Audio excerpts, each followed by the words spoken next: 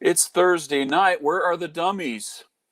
Well, this is George Kaplan, and tonight the two of the dummies are going to be blind tasting some samples that I sent to them, specifically Mark and Andrew. Tonight, the theme of the Blind Whiskey Challenge is Who Set Fire to the Kitchen? 4 peated, savory whiskeys. So I hope you enjoy this tasting. I hope they enjoy. Let's get into some blind whiskey tasting.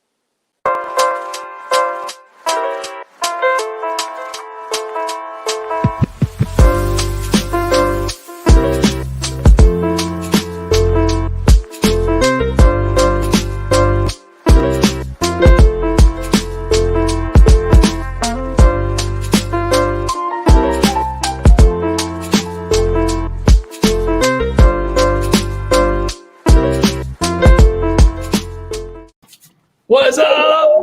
Hey guys, Scott for Dummies. It is Thursday night. I cannot wait for this finale. This is jam-packed. What's going on, Titans? Man, let's get ready to rumble, boys. No sweat. No sweat. No sweat, just whiskey. I There may be fire in the kitchen, but no I sweat. poured something to celebrate the end of this era, at least. We'll see what happens. We got some more coming, but this one determines the winner. Some decent 20. First So, and boys, foremost, what's in your glasses? First, happy Thursday, boys. I want to say hello to everybody out there in land, including all 4 of you guys who are in my computer screen and not sitting next to me drinking whiskey like we should be.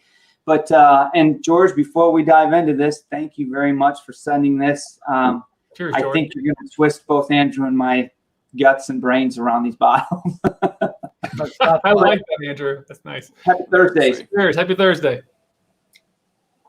So we got a lot of people online. I am not going to look at the comments because that's not for me and Andrew tonight. So Sean, Drew, say hi to everybody and kick us off on what's going on. We're going to let George talk here after that and kind of set the stage, I suppose. You got it. Well, we got a lot of people on already. People are joining as we speak. Let's start at the top here. Zach Andrews is on. Too slow. Jimmy T. What's up, Jimmy? Greg Lewis, the 25-year-old ambassador guy. Bobby. Woo! Everyone is on. Ahoy, everyone. Good to see you. Another geek on the wall. That's a new one. Geek on the wall. Who's that? I don't Cheers know. on that one, man. Nice. Yeah, Cheers. Welcome to the show. Jack That's Con. That's a new one as well. Uh-huh. Tim Rederick here. Who else we got? Brandon Smith. Tom Yeah. Moore as always. Malt Minion. A lot of these guys were on our pre-show Zoom, so that's always good to see. Yep. Let's see. I get some water to cleanse my palate. I know. Pre-tasting, I'm like, whew. Hey, KB made it. Can you believe it? Jeff Timmy is on YouTube and not Facebook. Oh, man, it means he's awake. He's ready to go. Alejandro's here. So I think I'm willing to. Why don't you guys go ahead and you guys already opened your first envelope, and so on. Like last week, guys, we did a pre-show with our Patreons, and we realized a few weeks ago that these blinds are fun, but it's even more hectic to do the first round live right now. So we decided a couple weeks ago we'd try it for the Zoom, and it worked really well. So Mark and Andrew, for the last probably 45 minutes, I guess, you opened your first envelopes. And you decided to go ahead and pour everything in the glasses. You're ranking them from least to favorite, and you're tasting and nosing, etc. Right? Yep. Right. So, George, why don't you let everybody know, and also, Drew, before I pass it to George, let everyone know where they can get the actual document if they want to follow along, if they want the cheat sheet, and they can see ahead to what we're in for, because I found that very helpful as I was following along. But, George, I just posted a link again in the chat. If you want it, Discord people have it as well, but you can follow along with what they're tasting right now. George, set the stage for what is Who Set Fire to the Kitchen? I mean, what is it, and maybe what inspired it, without giving Andrew and I too much hints, although we would both be thankful. I'll take a hint. Sure. Just one thing. I'm not sure I'm hearing Sean. So. Are you not hearing me? Yeah, I'm not hearing Sean. I hear everybody else, but leave and come back here. I'll get you going. Leave and come back, Sean. All right, now try that. Am I good? now I got you good. Thank you. All right. Magic. Okay, so I picked out some whiskeys. I wanted to send whiskeys to all 4 of the dummies and tried to have some ideas. The first thought, the easiest one for me was Andrew. I know peat is his wheelhouse, so I love peated whiskeys. So that was pretty easy for me. Pretty easy. And then for the others, I think I had mentioned on the last live stream for Sean and Drew, I thought wine influenced whiskeys would be good. So I think that worked out pretty good. For the peated whiskeys, I've got several, but then it was trying to narrow it down and trying to come up with something that would be a little bit different, maybe a little bit unique, maybe some that I'm quite confident that you've had before. Or had something very similar, so you might be able to pick out, and something I'm quite confident that you have never had before. So, Interesting to see how this plays out. Interesting. So that's an interesting perspective that we've had some of these, but some of them we haven't. So that's always interesting to do. So I could be wrong on both accounts, but we'll see. And I right off the bat when this came down this way, George, I was a little bit nervous because I've been exposed to a wee bit of your peated whiskey. When we met in Kansas, you remember? I mean, everybody was pulling out whiskeys, and George pulls out 4 different Lefroys, the whole Cardias, the different, the yellow, the red, the green. And I was like, and none of them are open. And he's like, yeah, open them. And I'm like, really? We can open these? And I'm like, wow, this guy's got a ton of different Lefroys. He must be a peat head. So then I get this challenge, and I'm like, oh, man, he's going to throw 4 things at me that I've never even freaking heard of because he's got them, So I'm at least feeling good that maybe you're saying I've had one of these as opposed to 45 minutes ago. Yeah.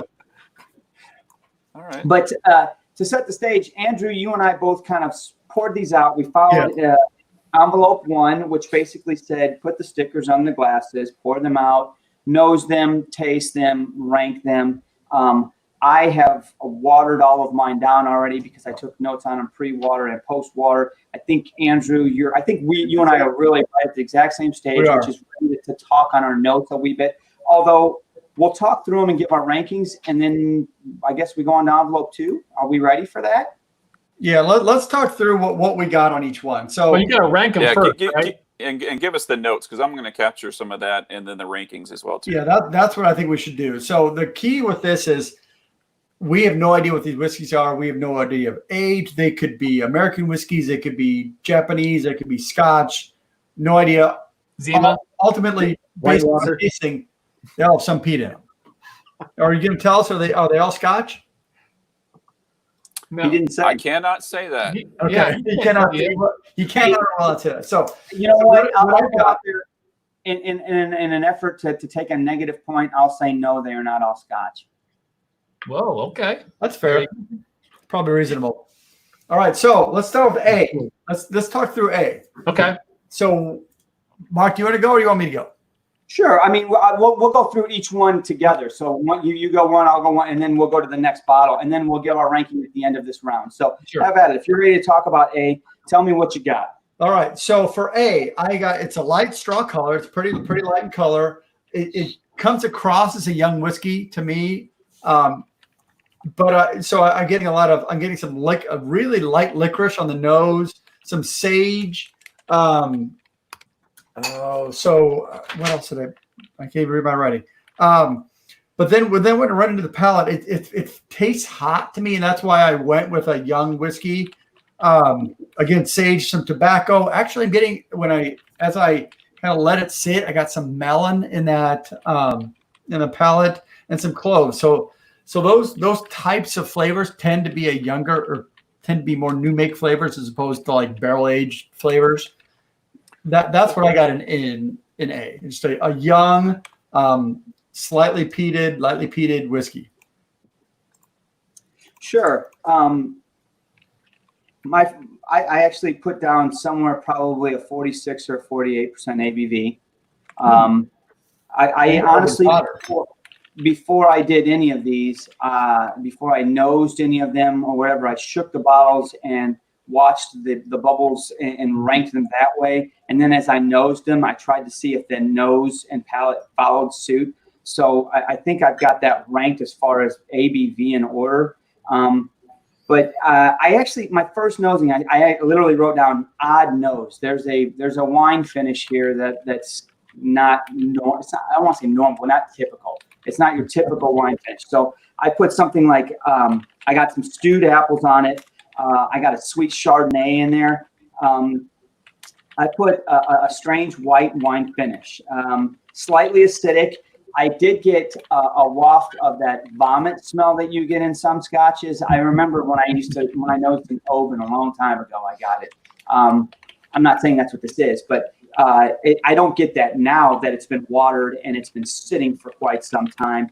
I have, I put my favorite part of this whiskey is the finish. I said it's got an amazing finish that's very crisp. With like I said, that white wine finish on the end of it, I sort of get that, and it's very long. I agree with your comment on the clove. There is some of a spiciness in the longness and the length of that palate, but the finish lasts for a long, long time. Interesting whiskey. Yeah, I would say this is probably the brightest of the two. I mean, it feels bright and young and crisp. That like you said, the white wine. I hadn't put the white wine to it, but that does make sense now that you mention it. Mm-hmm. So why don't you start with B and we'll go from there. So B, my first word that I wrote, I don't know if you would relate, if you guys would be able to read that, but my literally first word, exclamation point, underline is bacon. All caps. Me too. Bacon. That's bacon, right? That's a bacon whiskey. So, honestly, my next word that I wrote down was Bowmore. Really? That's pretty bold. I don't know if that's right, wrong, or indifferent. I don't know why I wrote it, but it came to me. I'm like, that's what I thought when I tasted it. And that's just literally that very first initial impression. I have average ABV, probably again somewhere on that 46, 40% ABV percent. A slight musty on the nose. It was a little edgy, a little dry, a little cloying, if you will. I actually put later on in my notes, this might be an Ardbeg. It does have a very long finish. But it's so-so. It's average. Nothing in this whiskey jumped out and caught my attention to say, I want to go back for more of this. It's interesting to dissect and put in this challenge, but here's a foreshadow. It's ranked worst in the lineup for me. Interesting. So I give it. I had bacon, but on the nose for sure. And then I got some leather and minerals in it. So I guess that's kind of that. That's what I'm getting through it. But I did get layers in there, and I'm getting layers of flavors. I'm getting on the palate. I get bacon on the palate for sure. But I'm getting like the Old Bandage kind of flavor. It's kind of it's sort of sour, but sort of iodine. It's a kind of I agree with you. Incredibly long finish on this. This one kind of just trailed for a long time. And when I, in my years of experience, this seemed to be older to me because it had kind of those layers to it. That there's more than just a slap bang, here's your whiskey. There's more to it than that. So that's why I put a little more age on this. So I will say that we poured these. God, Drew, how long ago was it when we poured this? When did at least an hour? Yeah. So it's been an hour. They've probably been sitting here with cappers on them and watered for at least 30 minutes. Yeah. And I will say that both A and B, since that's all you got through, have gotten better. I'll give you that one. I honestly think they both improved over this period. That's not quite as surprising with peated whiskey as far as I'm concerned. That's kind of a typical experience for me. So anyway, let's move on to C, which, that's one thing we did not ask George, and I don't know if he's willing to let us know. But as far as chill filtration coloring, maybe not the chill filtration question, but are these natural colored? To my knowledge, they all are natural color. If there might be one of them that has color because it doesn't say on the bottle for sure, but well, it's not going to be C. because it's pretty light. C is pretty light. Yeah, I've got C as a light amber. Well, this is I need to refill this one a little bit. Poker face. So I can start with C because you sort of. I'll start with C. So C, it wasn't my favorite of the group. It's roughly an amber color. My initial nose on it was like ginger and pecans and some fern. You know, the weird thing is this bottle apparently leaked a little bit in shipping. And when I nosed it, it initially smelled tar. I mean, it smelled like tar. I'm not getting as much of that on the nose with the liquid itself, but maybe when it dries out a little, it's not particularly sweet. So it doesn't have a real sweet, succulent or, syrupy kind of a nose on it or palate.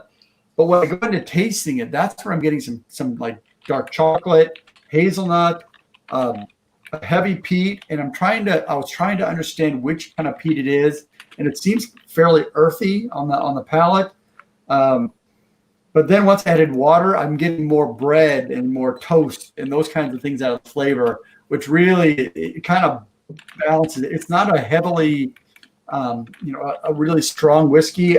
I think I had a lower ABV on this. I'm not sure. I don't remember exactly. Sounds like something you might like. It's pretty good.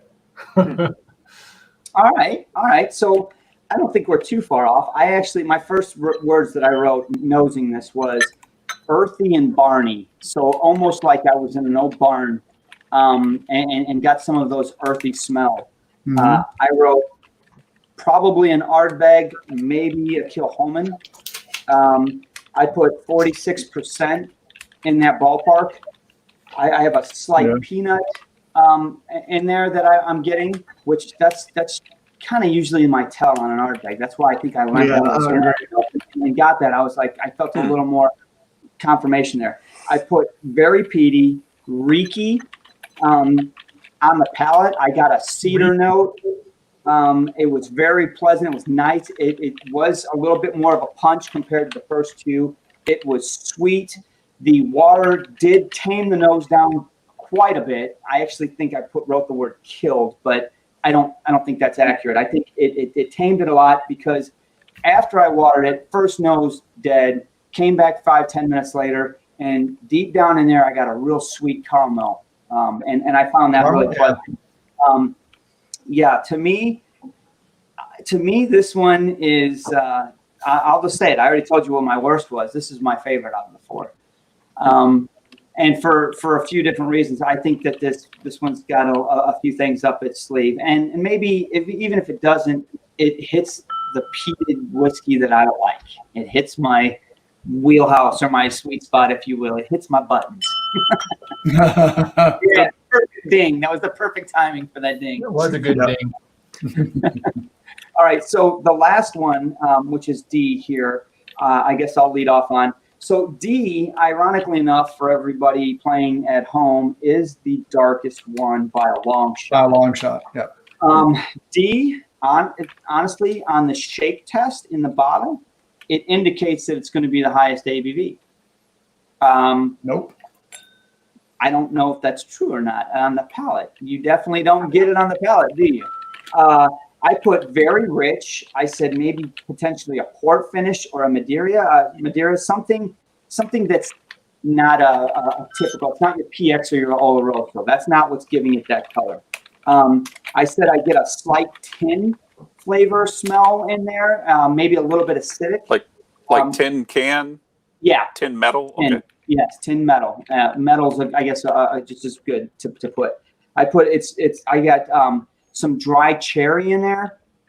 I said I have a really odd finish. My first swallow on this glass, and that, mind you, it was the fourth one in a row here, right? I put down odd finish, but I put wow. Right, so long finish or odd finish, wow, but very long. What is that finish? I don't know what the finish is.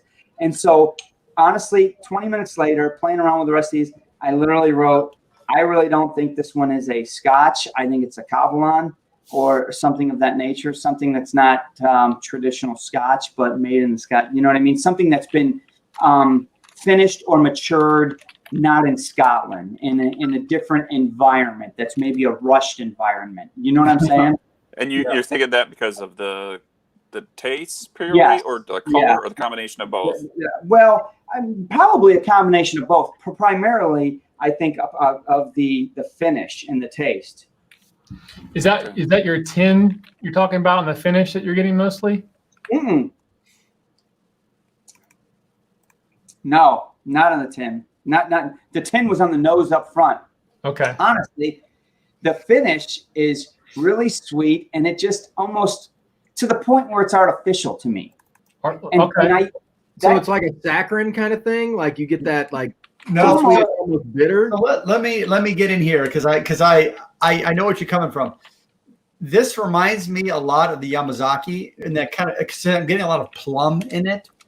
And so the fact that you're saying that is interesting to me. I don't know if that's the case. I would not have put it as Yamazaki. So when I initially noticed it, fresh out of the bottle, sweet corn. It smelled exactly like sweet corn to me. Some potato, but as it aired out, it got more syrupy, more sweet.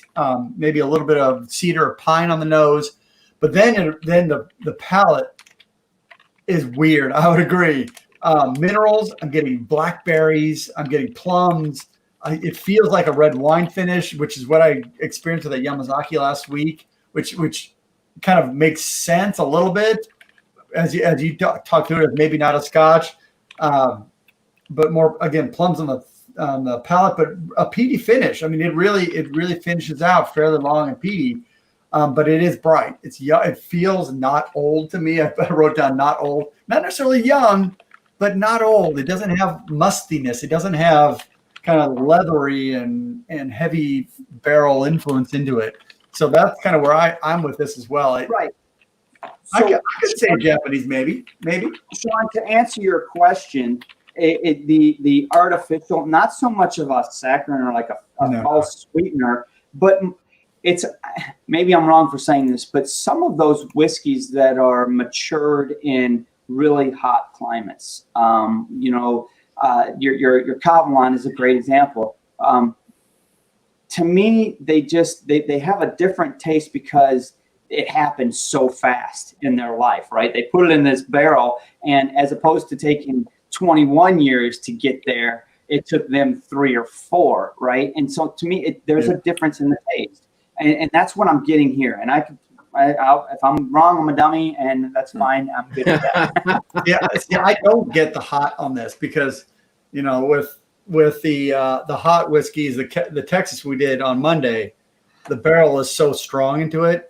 And this is not that. I don't get strong barrel influence in that. I'll say at this point, I'm really intrigued by your description of the last one, just because you guys are kind of a little all over the map. Your descriptions are a little different. Andrew got more of like a vegetative nose, and you guys have a lot of like really interesting descriptors to try and flesh out this whiskey, and it's really hard for me to put a mental picture together. Like the other ones, I could kind of get a mental picture of what you guys were experiencing. This one feels much more like, it's got so much going on in the glass, it's hard to pin down. Yeah, it's a doozy for sure. All right, time to rank. What's your ranking? Let's go. Andrew, why don't you go ahead and start first and give us your ranking? All right, I will give my ranking. So on the pre-show, I did have a ranking, but it's changed because, well, the West Coast changes.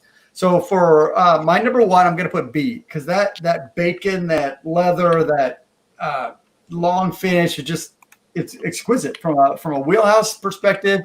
It's one of those glasses you can sip and like spend an hour with the glass because you can let the finish roll.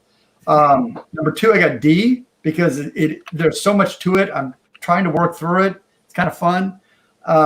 Number 3, I do C because it feels older. It's got a lot of fun notes as well, and A would be number 4 for me.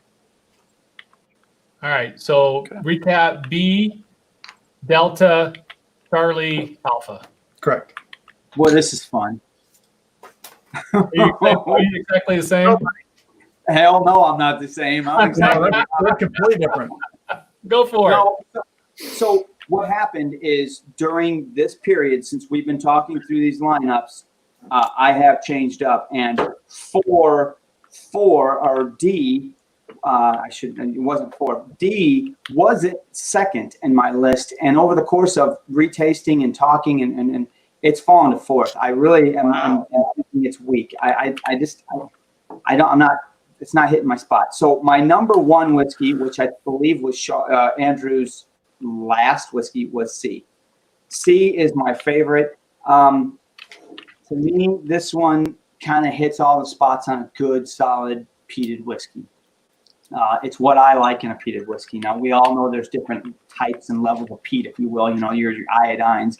There's your heathery, earthy ones. There's your woody ones, your charcoaly ones. This one is right there where I want it. I said this one was number 1. My number 2, which changed a little bit because of 4 falling from grace on me, I actually put was A. A is number 2. Honestly, it's number 2, even though it didn't have the best nose. The nose has gotten a little bit better with water and over time, but still not the greatest nose. If you guys watched me on the show over the years, I loved it to sit here and smell whiskey. Smell. This one doesn't have the greatest nose, but by God, the palate, the finish, it's worth it. It was number 2. The third one I actually put was B, and that's that bacon one. To me, this one comes in more strong as a traditional peated Isla. This one comes in more like, hey, I'm an Isla Pete. You're gonna recognize me and acknowledge me. 4 was D, and that's because the more I taste it, the more I honestly think I'm good for 1 glass of this. I'm good for 1 dram. After 1 dram, I'm moving on to something else. Not saying I won't come back to it another day. I'm just saying it's not going to be one of those whiskeys that I pour 2 or 3 in the same night of. I'll move on to something else. That's what I got.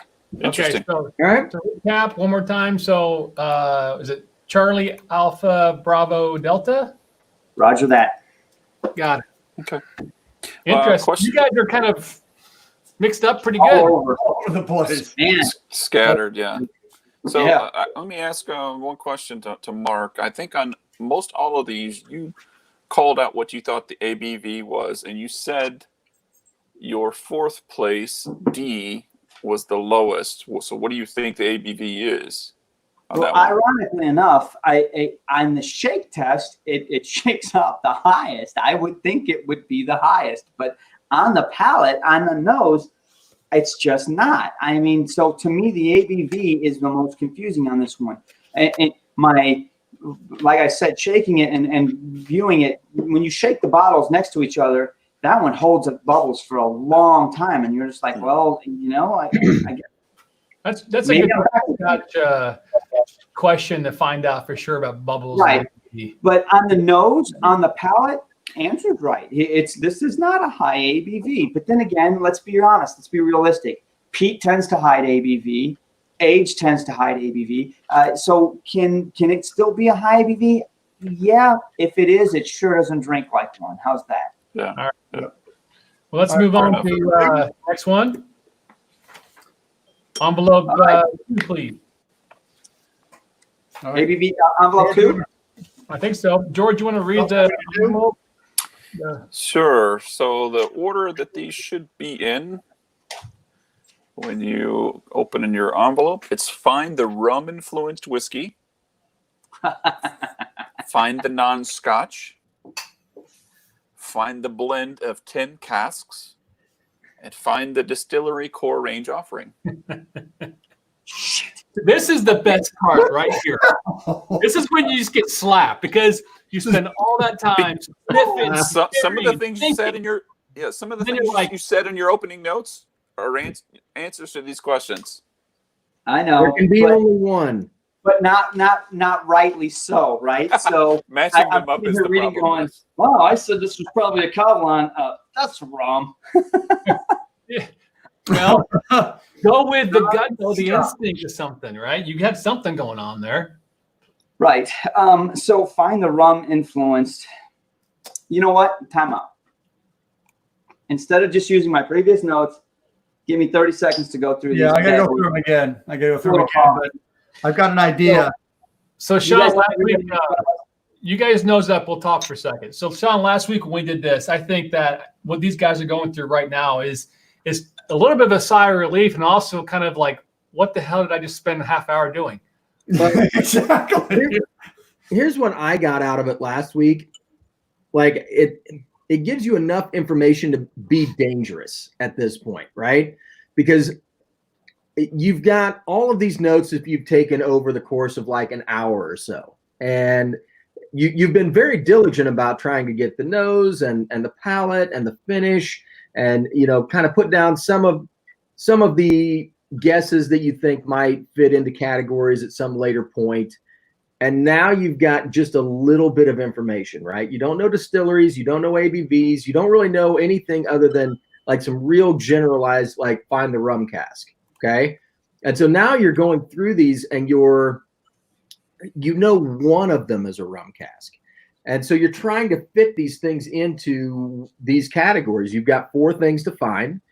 And so it's like a really messed up scavenger hunt. And then you start to second guess. And I think you start to maybe put things into a category. And sometimes they fit really well, and sometimes they may not. So I think that the second round for me was the danger round, because that's where you can start to make assumptions about things that maybe aren't so.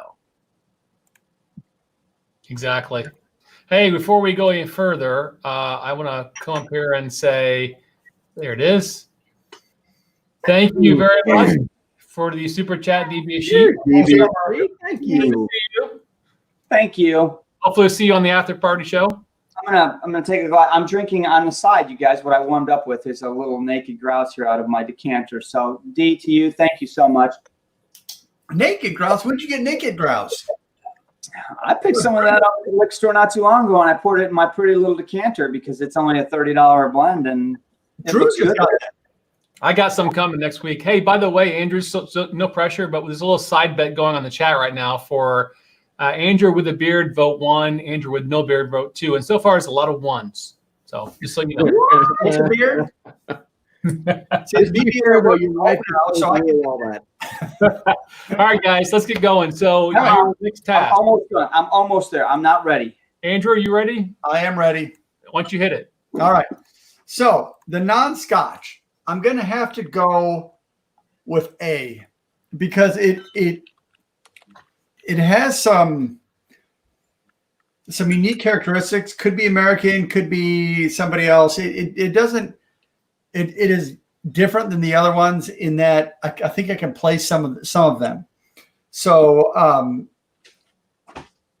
the distillery core range B is familiar to me. I don't know where. I don't remember distilleries, but the bacon, the peated, the minerals, the bandage, all that, it's familiar. So I'm going to say it's a core because we typically have reviewed core before. So that's where I'm going to go with the distillery core range B. The rum influence, I'm going to go with C. That's got the ginger. It's got some bread and some pecans and things like that. Tends to, in my mind, to go rum. And then the 10 cask, I think, is D because there's so much going on there. It's kind of disjointed. There's lots of things. There's minerals. There's sweetness. There's corn. There's plums. There's peat, red wine, all that kind of in there. I'm going to go with D on the 10 cask. Here we go. Okay. We're gonna make or break it, man. Hey, here comes. I lost track there. So I've got. Okay, so for Andrew, let me make sure. So rum influence should be C Charlie. Yep. The non-Scotch should be A Alpha. Yep. The blend of 10 casks should be D as in David. Yep. And distillery core ranging offering B as in boy. Yep. All right, so Thanks, George. we're 50-50 on this, Andrew. All right. My rum cask, I said, was Delta. My non-Scotch, I did agree with you on A. My blend of 10 casks, I said, was Charlie. And my core range was Bravo. And I'll be honest with you guys, the blend of 10 casks and core range were probably the most difficult decision for me to make. I want to say that because I very well could be wrong on DNA, but they just felt easy, right? Yeah. I said, well, shit, this is easy, but they could be wrong. But Charlie and Bravo, the blend of 10 and the distillery core, gosh dang it, man. To this minute, I almost feel like I could flip them, but I got to make a decision and stand with it. You know, you got to take a shot, right? Yeah. Make a shot. Good go. Are we good to So- go, George? All right. George Okay. has got 'em. Oh, Number 3. and okay. So to recap for Mark, the rum influenced whiskey was D Delta, non-Scotch A Alpha, the blend of 10 casks C Charlie, and the distillery core range offering B Boy. That's it, man. That's all I got. All right. Next envelope. Yep. Your instructions could not be more simple. Nose and taste the whiskey in your glasses again while reviewing the next set of challenge questions included in the envelope. Determine which letter aligns with each question. Dun, dun, dun. Dun, dun, dun. Sean, what Cue you the drinking? music. Well, I'm having a Ben Riek off.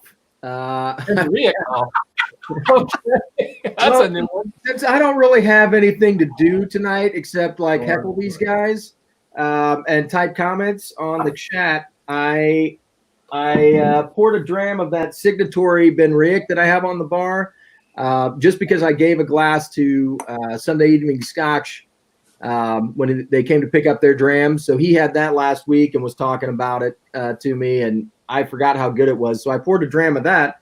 And next up, I've got the bottle of Solstice sitting next to me, and I'm going to pour a dram of that right after this one. Yeah. And compare and contrast, so to speak. All the makes me thirsty. Here's You're my killing me name. with that solstice. You see that? That's all right, man. You can drink that. Too bad. So Okay, George, so I need you to read these level 3 questions. yeah, why don't you read these to folks? Because I was going Sure. to, but this is yours. This is Okay. messed up. It's a little difficult. I'll give you that. The questions, don't shoot the sample sender here. I need a drink. The first one, named for a non-local part of Scotland. This one was distilled 2.5 times. Find the whiskey made possible by Emilio Hidalgo. I hope I'm saying that right. Find the blend of 9, 10, 11, and 15-year-old whiskey. Woo. Glad I'm not in your shoes. What do you mean by non-local part of Scotland? So all of Scotland is local. So I'm not. Are you like talking an island, or are you talking a region, or This should be easy, Andrew. Just go boom, boom, boom, a boom. non-local part of Scotland? I don't know what that means. I will give you a hint. Okay. And just say, if you think of the region of where that whiskey hails from, Okay. it is not named for something in that region. Nice, Sean. By the way, I got an idea. the results are in. Beard all the way. Go with a beard. For me, Well, you too, Sean. You are the zebra hunter, and your coin has a beard on it. yeah, I know. I don't know how I'm going to look like a Bond villain without the beard, right? It's either a beard or the weird braces. Isn't it about time for some zebra hunting videos coming out? I think so, man. I'm ready for it. Let's do it. It's always zebra hunting season. Let's do it this I'll tell you weekend. what, this is a good zebra. Yeah, you got a lot left though, so Yeah, it's all relative. depends how long the night goes, right? Well, this is a pretty tough one. I mean, George, I gotta say kudos to you. Sean and I were talking about this earlier, just how hard it is to put Holy these lines shit, together. it's crazy. The questions you came up with, are awesome. Any other hints or ideas about some of the questions that you? No, let them struggle. I had a struggle last week. They should struggle. Hey, this is the final. These guys are determining the champion here of this. Of this I bracket. will say, even when you give hints and stuff, it's really hard because, something that you think is helpful may lead them down a completely different path from what they would have normally been thinking anyway. I mean, it's a different view from, having the answer key in front of you to being the guy that's really trying Completely to different. God, it's hard, Mhm. man. It really is. Sunday Evening Scotch is calling you out, Sean. So I got to ask. So the 9, 10, 11, and 15, is that a George Kaplan blend, or is that the blend that the manufacturer puts together? I did not. I did not blend anything that Okay. complex. No. Mark is in some serious thought, y'all. So I'll be honest with you guys. I'm relying a lot on my previous scores, my previous answers, and Yep, my me previous too. notes. I'm not even relying on my nosing and tasting anymore. I'll be honest with you. You ready? Go. I'm being a bit hesitant, you guys, because I really am trying to save some of this D because I do want you guys to both be able to. I've got plenty of D and C. I got plenty of everything left. So I think we should got come down anyway, and we'll just do it together. so Mark, go ahead. I went first on the last one. I didn't write any notes. All I did was write down. I mean, this is just gut. I didn't go through them anymore. And if I had time, I would like to at least go through them, but I don't. So I'm going to do this. So I looked to get these numbers. I looked basically at my old answers from level 1 and level 2 here on the challenge, which incorporate my nosing and tastings. Named for a non-local part of Scotland, I put B. And I have one word note that I put there, in that I think that's the core range whiskey. This one was distilled 2.5 times. I put A. I'll be honest with you, I put A because that's what was left, right? Find the Whiskey Made Possible by Emilio Hidalgo. This one, I put it because my gut and my nose and my palate say so, although I know that that is known for being a Pedro Jimenez and not a rum finish. I still put Delta. I don't know. The color would match it. Maybe I got lucky on being 2 wrongs equal a right there. I'm not sure. But find the blend of 9, 10, 11, 15-year-old whiskey, I put Charlie. Okay. That's flying off the cuff as much as you can fly off the cuff, guys. I mean, that was just freaking pull them out of the holster and fire. If I hit them, I'm good. If I don't, I'm dead. Well, so we don't want any of those. So this is where we will separate from each other, either winners or losers. Non-local part of Scotland, I'm going to go with A. I don't that because again that was what's left. I don't have a good answer on that. B, I think that's a Springbank Hazelton core range. I think that's where I'm putting that in there. Emilio Hidalgo, I don't know the name. I would put that with rum. It probably is not rum, but I'm going to put that as C.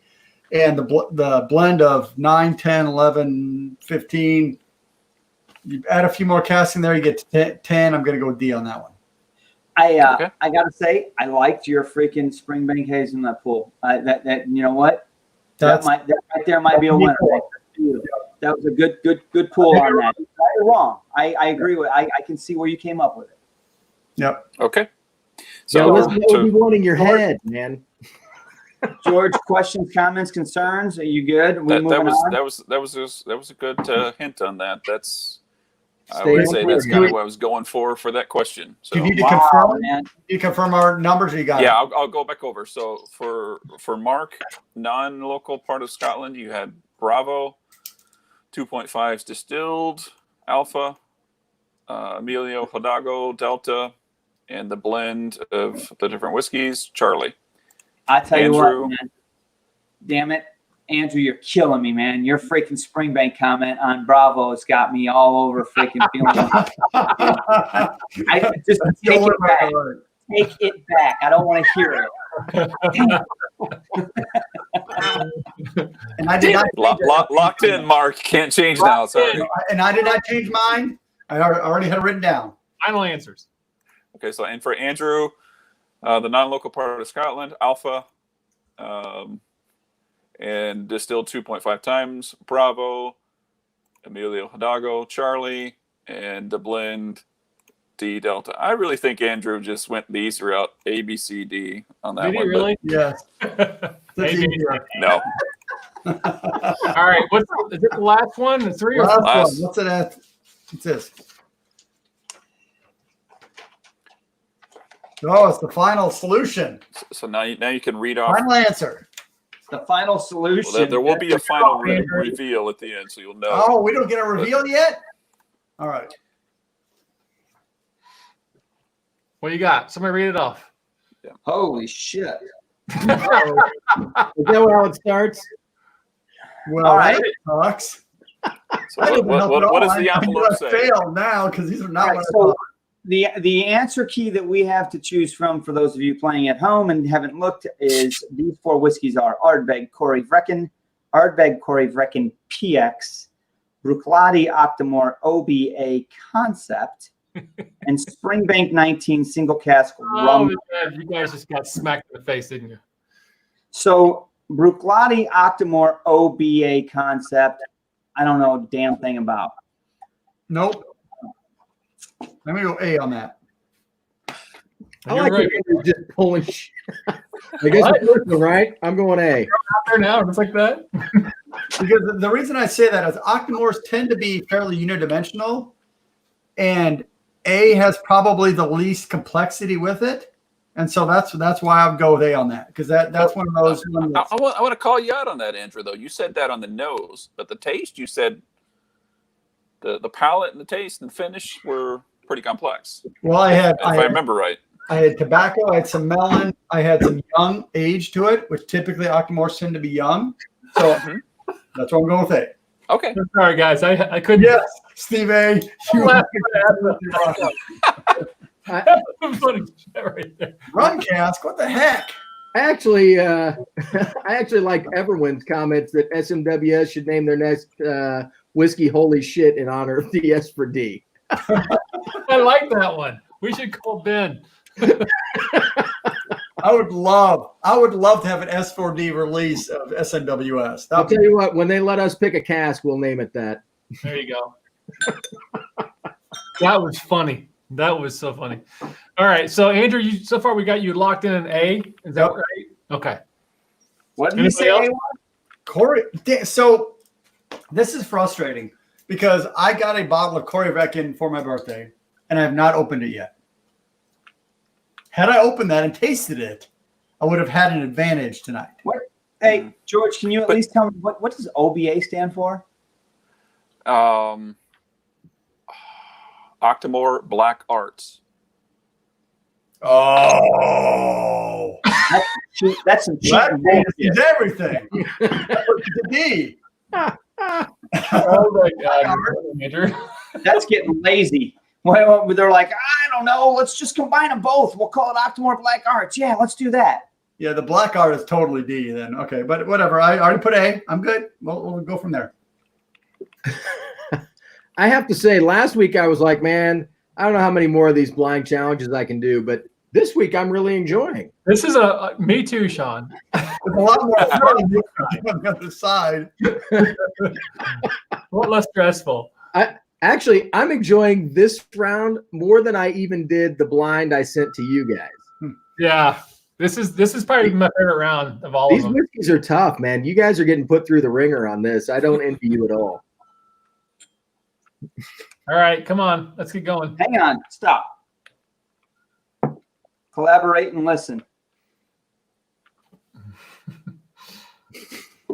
Really? Dun, dun, Lay dun. it on us, man. Give us some of your wisdom.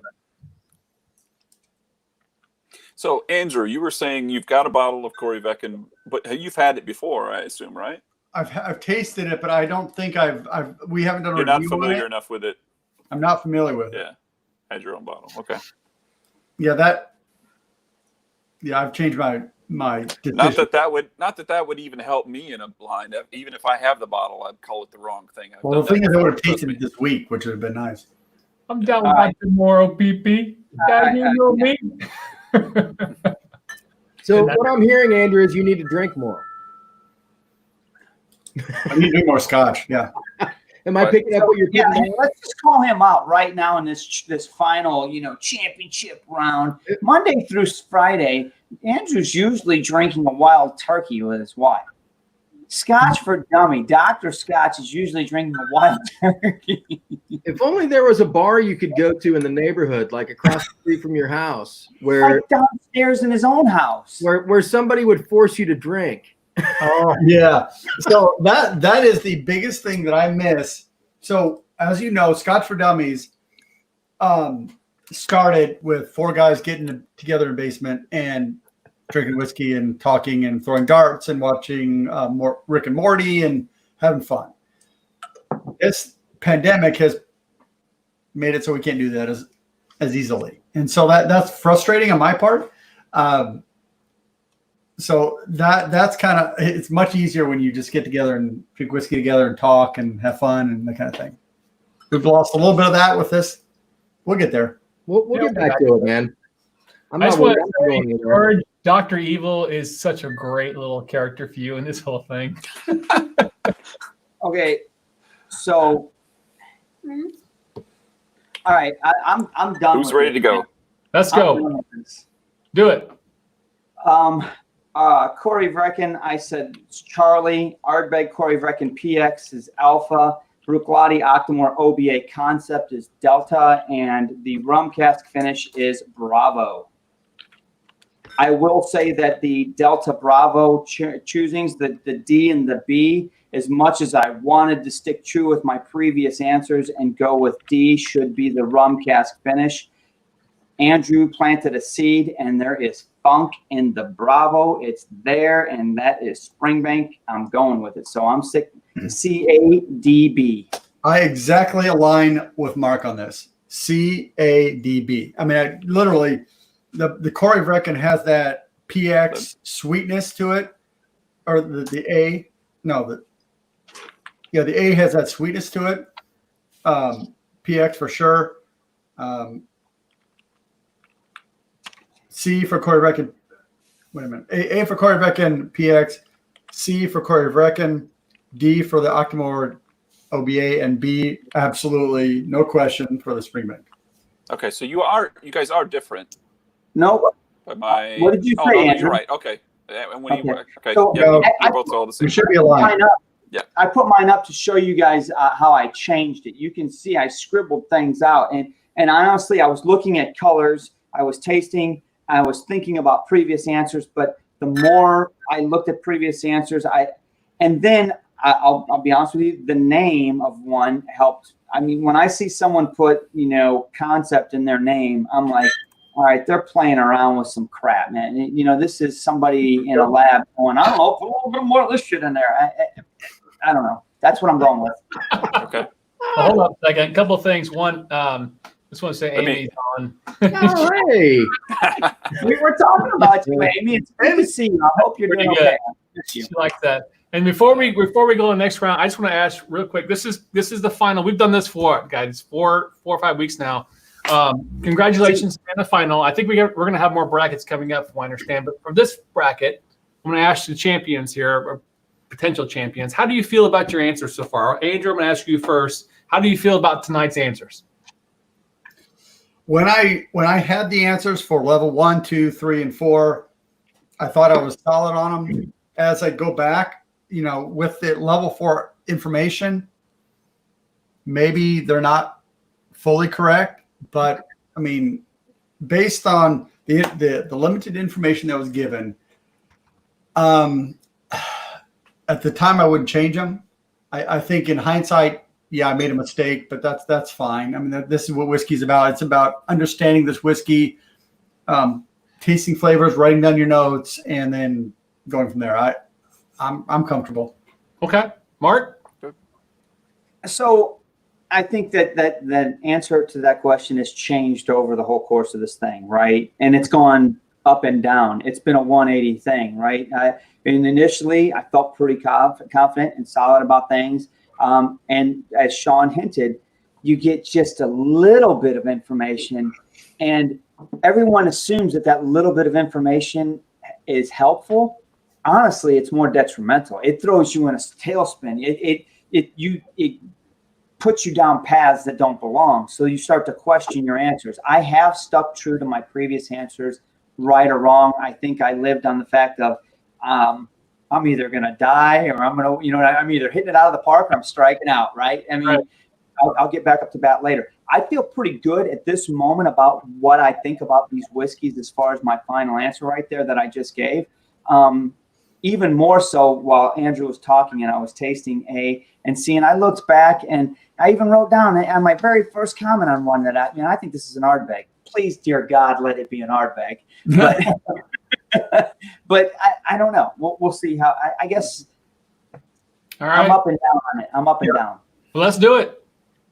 Well, one thing real quick, I know we're pressed for time, but would you change your ranking of any of these now that we've went through all of them? Andrew asked that last time. I thought that was a good question. Let me go back and look at my original ranking here, bud. Level 1, I said 1, 2, 3, 4, and let me look at Bravo Delta. Okay. And then I said, knowing that, I said, hang on. I said 1, which I said is a Ardbeg Corey Vrecken. 2 is A, and I said that was an Ardbeg Corey Vrecken PX. And then 3, I said was the Springbank. I don't think I would. I think I'm consistent. I'm either consistently wrong, guys, or I'm consistent. That's true. Yeah, I think I'm good too because I had B is my number 1, which that Springbank is it's got such good flavor to it. I'm okay with that. D for number 2, yeah. So yeah, I would agree. My 3rd and 4th, the Corey Vrecken, the Corey Vrecken PX. Maybe I could flip on those. I think the PX has a little more sweetness to it, which tonight wasn't great for me. But yeah, I'm okay with that. I wouldn't change much. Yeah. You know what? At the end of the day, if we're both, colossally wrong, I'm going back to being a Scotch whore. That's it. So let me ask you a quick question before the big reveal. I have this bottle of Benriach Solstice sitting next to me. Could I trade you a dram of the Solstice for for the favorite that you have there? Yeah. Yeah. Yeah, I would. The Springbank rum cask. Yeah, absolutely. I would put that. All right. Yeah. Let's get to the reveal and see what I think it's Springbank rum cask. May not be. We'll find out. We're gonna find out right now. Here we go. You ready, Andrew? Yep. Alpha is Springbank cask strength rum. What?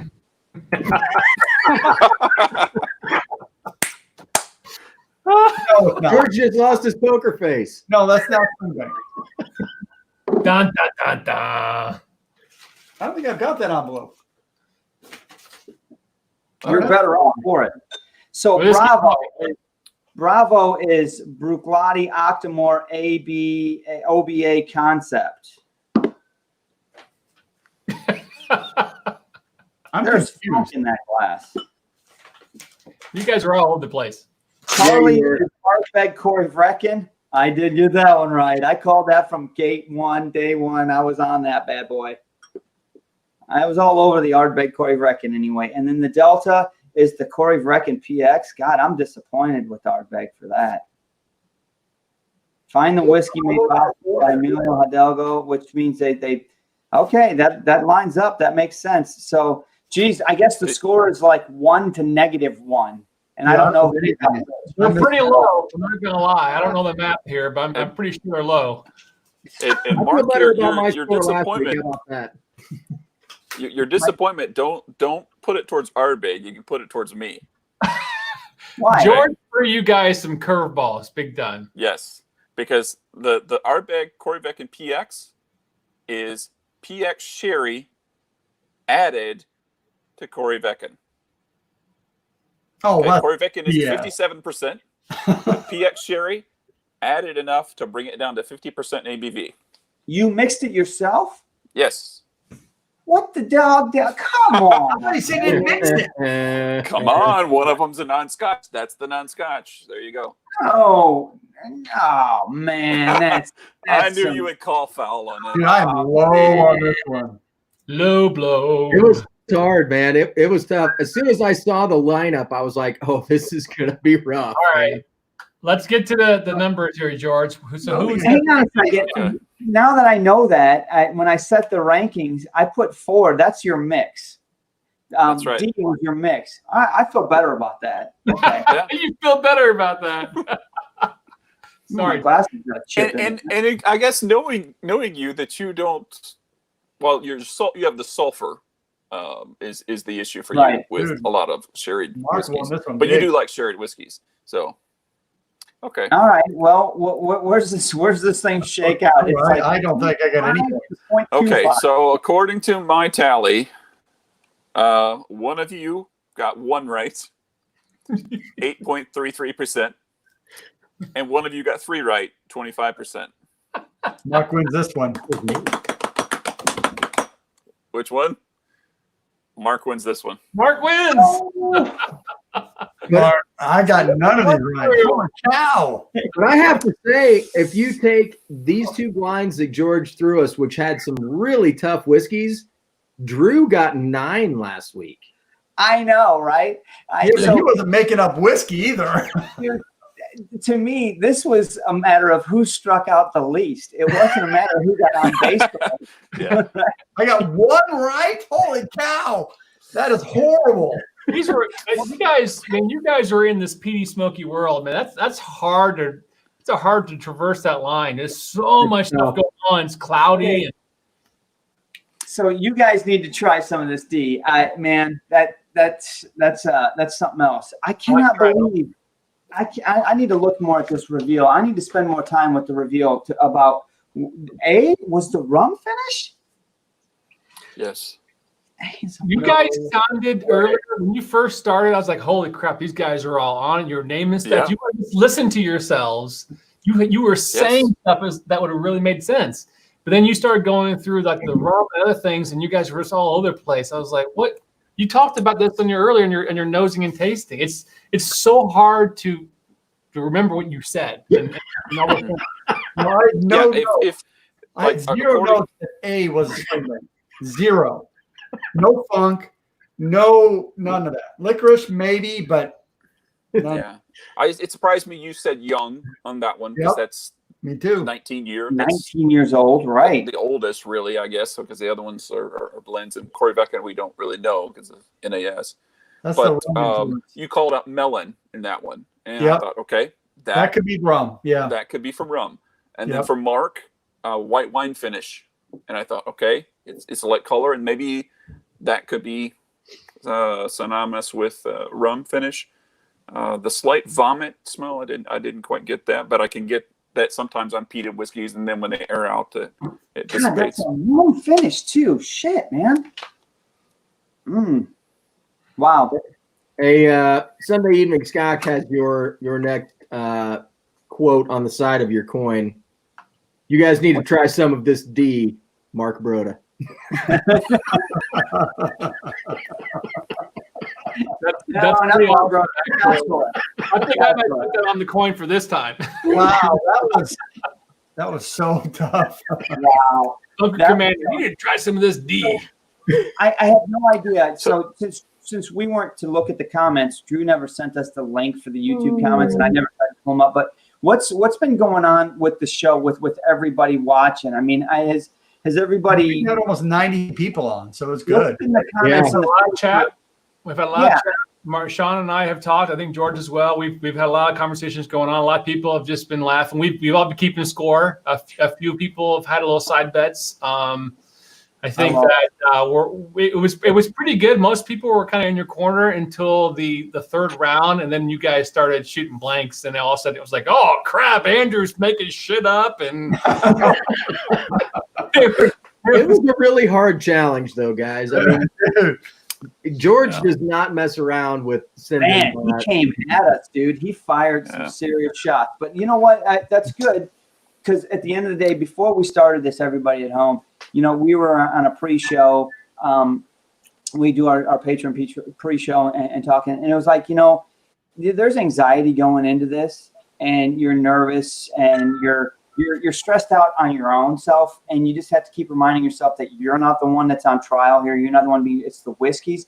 But at the end of the day, no matter what, when you leave this, you shut down, the show gets over. Andrew and I are both going to walk away with this with more experience and more knowledge and feeling more confident about our whiskey, knowledge because we've been exposed to this. You don't get it unless you go through the ringer. You put yourself through it as many times as you can, and you get better at it. You become more knowledgeable. So, we're a little less dumb than we were before we started this.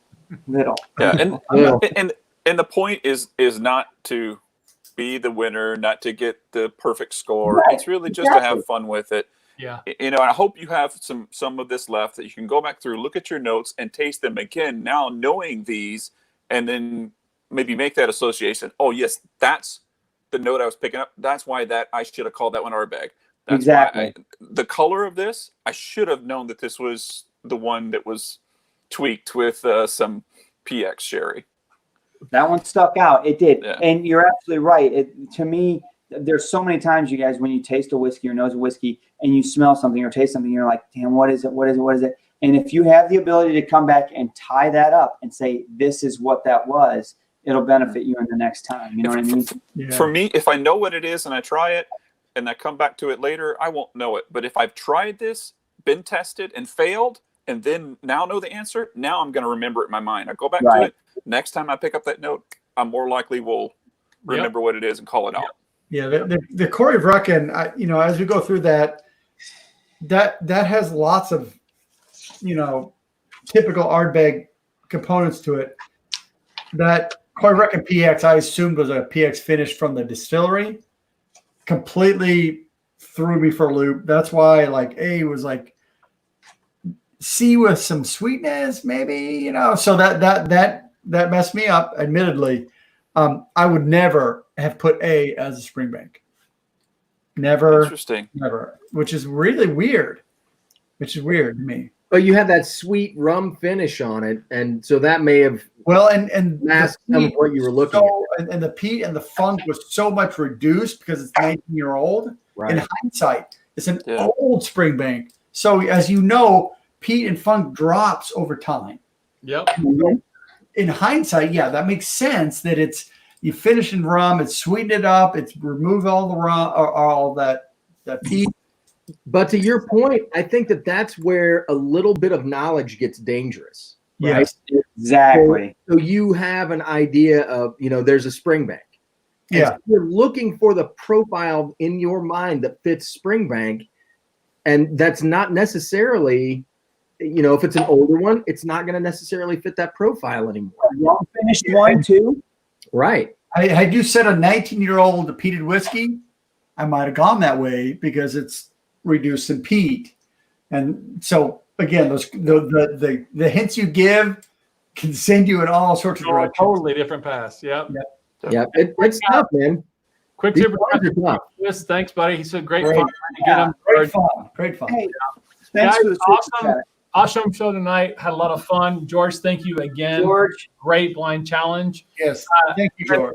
And a salute to Mark, the champion of the blind. Yeah. And thank you to Greg Lewis for the super chat. Yep. Yeah. Heck yeah. Thank you, Greg. Greg. So Good we'll see you challenge, guys next week. Cheers, everybody. Cheers. Cheers, guys.